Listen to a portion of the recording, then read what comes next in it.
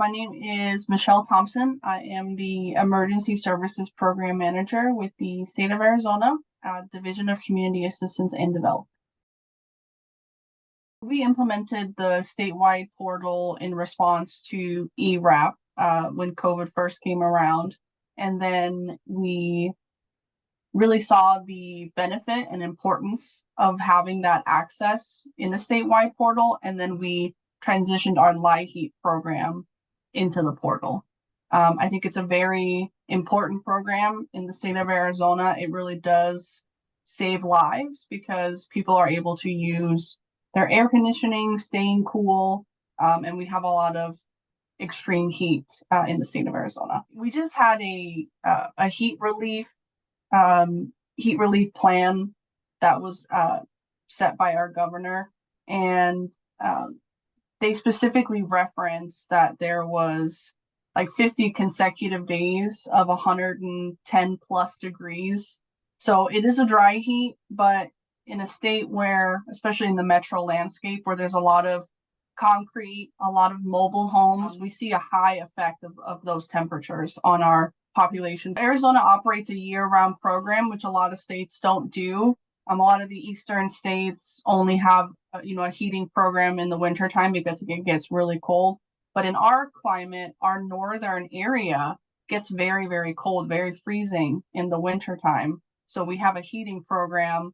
It doesn't get quite as hot, but still they need that assistance. We have a lot of people who are still using, propane, portable fuel, have a lot older homes. So it's really utilized by them, mostly in the wintertime, to make sure that they're staying warm as well. I think like everyone, we saw people during COVID that were requesting assistance that had never had to before because they had never been out of work. They had not been underemployed. So we saw a high increase. And I think with our ERAP program also having utility assistance, we were lucky that we had all this additional money to really meet the need that we were seeing coming in. But even now, we're still seeing people who are requesting services that say they have never applied for services before. So it's not like, 2022, 2023, we saw a decrease after that. We're still seeing about 40% of people saying that they've never requested LIHEAP services before. And it could be in part that now we have a statewide portal, so the information's more out there, but we are also seeing, people are not bouncing back. People are not getting the same level jobs. They're still underemployed to compare to where they were before.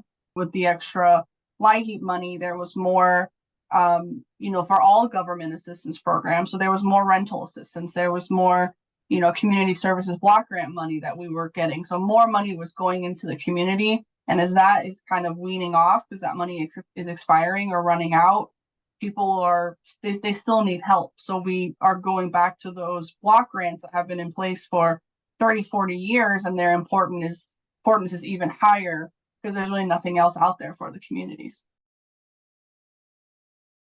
We do have a very wide variety of people. And as we're seeing, cost of living, people from California are migrating to Arizona because it's more affordable. And Maricopa County, which is our largest metro area, is the fastest growing county in the country right now. So we're getting more and more people, and these people are going to need assistance as well.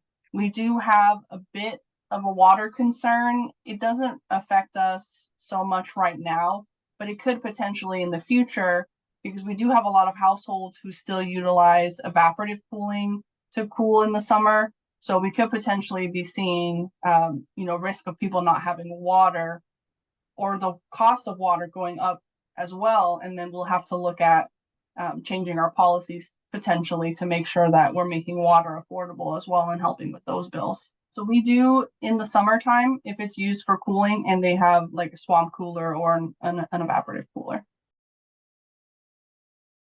The weatherization is hugely important, as well as Assurance 16, because we're really trying to reduce that household's dependency on the program by lowering their bill, by reducing their cost.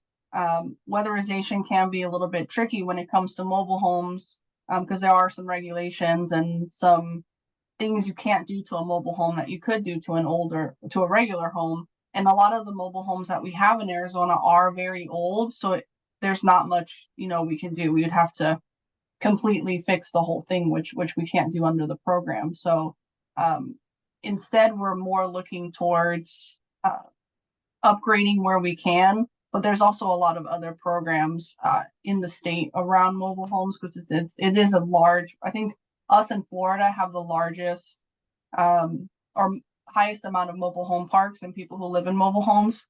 So there are a lot of programs where they can get assistance, especially if a park is closing. There's funding for them to either move their trailer or leave it behind and get a deposit towards another one. So we have a lot of work groups with our local university and things like that focus on heat relief in mobile homes, and also making sure that parks stay open, because it is one of the only forms of affordable housing that are really left for people. CAs are still super vital to us, even though we do the eligibility portion of it. We don't have an office where people can go into. We have a call center, but they are really still those community-based organizations where people reach out to get help. If something is happening in their life, that's who they reach out to first. So having them be able to still do the intake process for us while we do the eligibility, it really helps connect people to services. And then the CAAs can really focus on case management and holistically looking at that person's situation and seeing what else is out there, to really not just, put a Band-Aid on their utility bill, but really looking at what can we do to make sure that you come out of this situation on a better side of it than you came in. We have a survey that goes out on all our letters, where people can let us know how it all went and how they feel. We get a lot of people that said, they were worried about it, having to make potentially life altering decisions about, are you going to buy food? Are you going to buy medicine? And being able to relieve that burden on themselves, just the stress in itself when you're going through potential disconnection. So we get a lot of people who let us know that it's affected them in a broad variety of ways, not just paying their bill, but making sure that they have that peace of mind going forward, especially in the summer. We have a lot of people who don't feel comfortable turning on their AC, even though it's 110 outside and it's 90 degrees in their house, because they're afraid of that bill that's going to come at the end of the month. So we hear a lot of people say, you've taken the burden off of me for the summertime. Now I can be healthy and stay cooled, and then, pick up where I left off once the bill's a little bit lower. Arizona historically hasn't really gotten their fair share based on the need, due to the different funding formulas. So by not having that additional money, we've really had to leverage our other funds to make sure we utilize our local agencies through like the community services block grant funding. And we have a very small state utility assistance program, but it's nowhere near able to meet the need. It's all taxpayer elected contributions.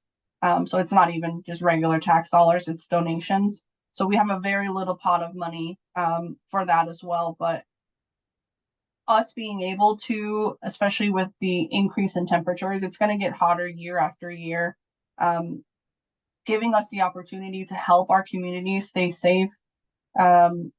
We have an increase in heat-related death in our state because of the inability to cool their homes.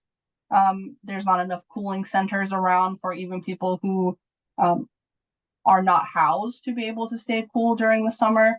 So I think from a funding perspective, it is really important for us, because without the money, there would really be no way for us to assist, to have this, holistic program that those vital pieces stay with us. We serve between 20 to 30,000 households a year, and there's really no other program available to them to help at that level. We would love more funding. I'm sure everyone would. There's always going to be a need that is unmet. So we always advocate for changes to the funding formulas as can be done, to make sure that as all states are seeing higher temperatures, because it's not just Arizona, it's getting hot everywhere. I think people are realizing more and more that assistance during the hot season is just as important as the cold season.